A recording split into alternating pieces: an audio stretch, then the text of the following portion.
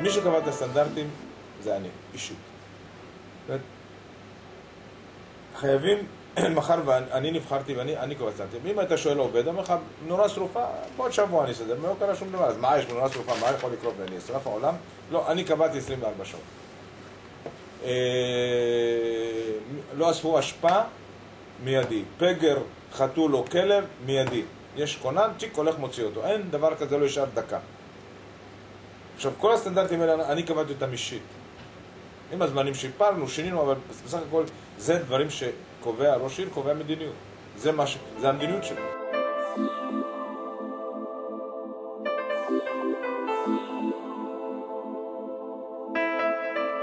אני לא יודע בקרה אקדמי. אנחנו שהתחלנו להיות מנהיגים צעירים מאוד, מנהיגים מאוד זוטרים בתור מפקד כיתה, עברת קורס מפקדים, הכניסו לך, היית בקורס קצינים, הכניסו לך, היית בקורס מפקדים. לאט בצבא הכניסו לך את כל התכונות של הפיקוד, איך צריך לפקד, איך צריך לנהל, איך כל הדברים. זה לחודר. עכשיו, תקראי לזה אקדמיים, זה לא אקדמי, זה לימודי. אני לא הלכתי לאקדמיה, הייתי במכללה לביטחון לאומי. זה הניסיון של החיים. זה הניסיון של כן, החיים. לאט לאט אתה רוכש את זה. כמובן שבצבא מלמדים אותך גם. בצבא מלמדים אותך, אין מקום אחר. רק בצבא מלמדים אותך את תכונות המנהיג, איך אתה יכול להיות מנהיג, ואתה רוכש את זה לעצמך. מעטים מאוד נולדים... להיות מנהיגים? לא, שלא צריכים ללמוד. ובדרך כלל אלה נכשלים. למה הם נכשלים? לא בגלל זה שהם לא מנהיגים טובים, אלא בגלל שהם חושבים שיודעים יותר טוב מכולם הכל. והם לא מתייעצים. מאחר ובתחילת הדרך שלהם, היה להם כזה ביטחון, ותמיד הצליחו ברמה מסוימת, שעולים למעלה והדברים מסתבכים וממשיכים. ברק דוגמה, אלי זעירה דוגמה, הרבה דוגמאות יש מהצבא שאת יכולה לראות איך אנשים שנחשבו כמנהיגים שהיו צעירים, איך נכשלו, שאלו, שהם חשבו שהם יכולים, עם המנהיגות הטבעית שלהם, יכולים להגיע לכל דבר בלי לשאול את אף אחד.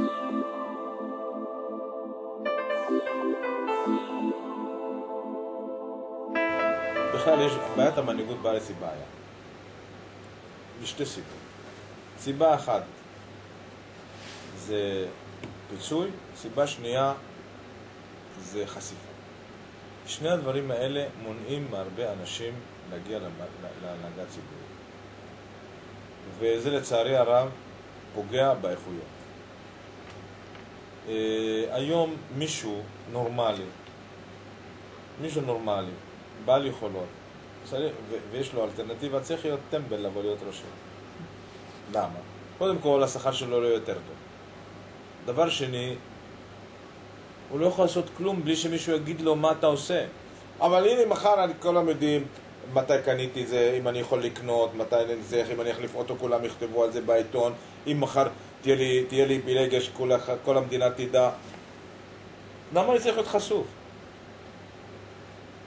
עכשיו, בן אדם נורמלי שואל פרטיות, הוא תגיד, מה אני זה?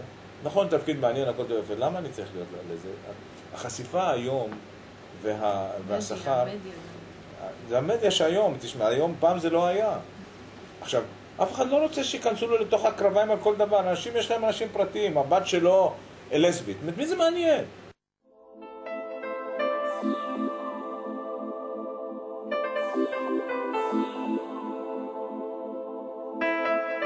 אחד הדברים שהבינו אותי, שאף פעם לא התייאשתי.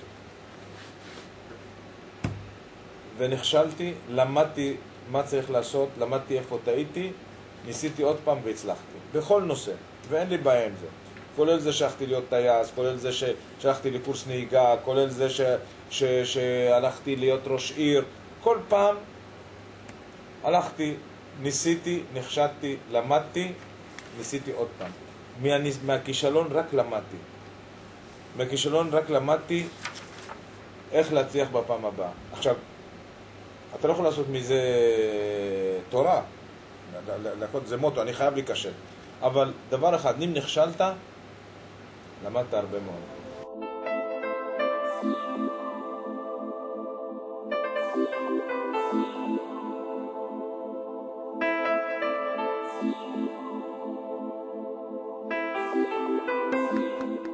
כאשר שני אנשים חושבים, הם חושבים יותר טוב מגאון.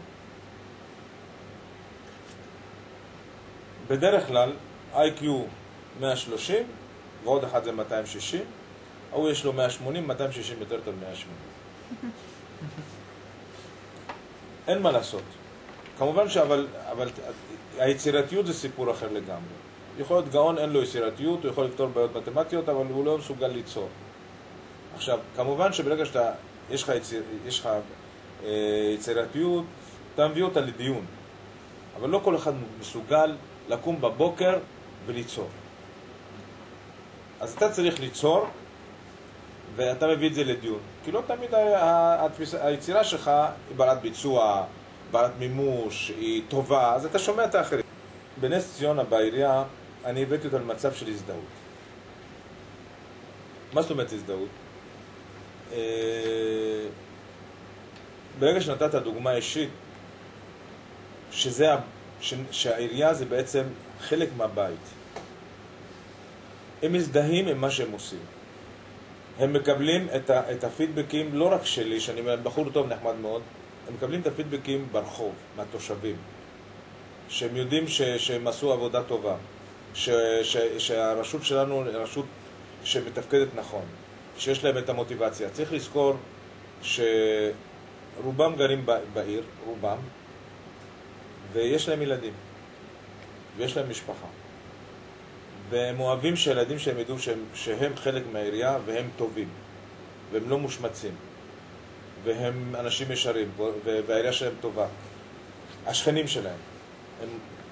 זה מערכת שמסביב נותנת לך משובים כל הזמן.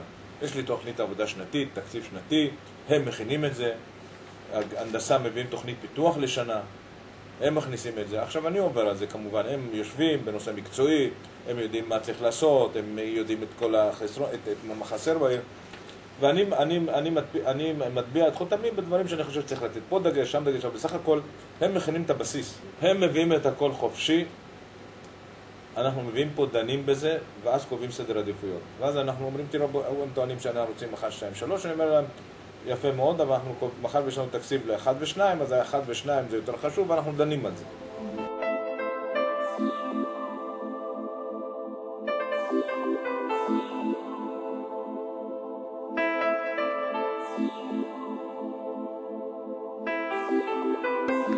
יש עובדים, יש המון השתלמויות והמון קורסים והמון השכלה. וחלק מהקורסים מיועדים להגדלת משכורת. יש עובדים פה, עובדים, מנהלי מחלקות, מנהלים, לא משנה, גם עובדים, הם מוערכים מאוד. גם הם עושים את העבודה שהם, אני סומך עליהם ב100%. אני דוחף אותם כמה שיותר ללכת להשתלם. גם לא במקצועות, על מנת שיהיה להם. יש לי למשל עובד, לא חשוב מה שמו, הוא עוסק זה שלחתי אותו ללמוד בחיפה, תואר בשמאות. מה הוא עושה בעירייה? אני מיניתי אותו, למרות שהוא לא מהנדס, גם מנהל אגף הנדסה. הוא גם לא מהנדס, אבל הוא עושה שם עבודה חשובה מאוד, והוא נאמן, והוא עושה עבודה, והוא עובד קשה, ואפשר לסמוך עליו. אחד הדברים שעירייה ניזונה זה מתקציבי ממשלה. הוא אחראי להביא את הכסף. עכשיו צריך להיות מומחה לזה, צריך גם לעשות את זה נכון, וצריך לדאוג לזה. אז הוא עושה את זה נכון. עכשיו, אני דחפתי אותו לנסוע. פעם בשבוע נוסע לאוניברסיטת חיפה, עושה תואר בשמאות. שזה שווה הרבה כסף. ואחרים, כל מיני, עכשיו גם מקדמים חלק מהעובדים. זאת אומרת, אם אפשר, אם הוא מוכשר לזה, אפשר לקדם אותו. עכשיו, אבל אם אחד הוא פועל שחור, הוא חשמלי, אין, זה מה יש. עכשיו, אז שם אתה צריך לתת לו אחרת, אתה צריך לעודד אותו בצורה אחרת. אז אתה מעודד אותו בזה שהוא יכול לעשות יותר שעות נוספות, יותר להכניס הכנסה יותר גבוהה. עכשיו, כמובן שאתה רואה אותו, אתה צריך לדבר איתו בגובה העיניים, לטפוח לו על השכם. וכמו שאמרתי, אחד הדברים וזה באיפה שאתה לא יכול להעצים אותו מבחינה מקצועית. מה שאנחנו יכולים, אנחנו שולחים, בלי שום בעיה, להפך. לא משדדים תפקידים, מעודדים. אבל יש דברים שאתה לא יכול.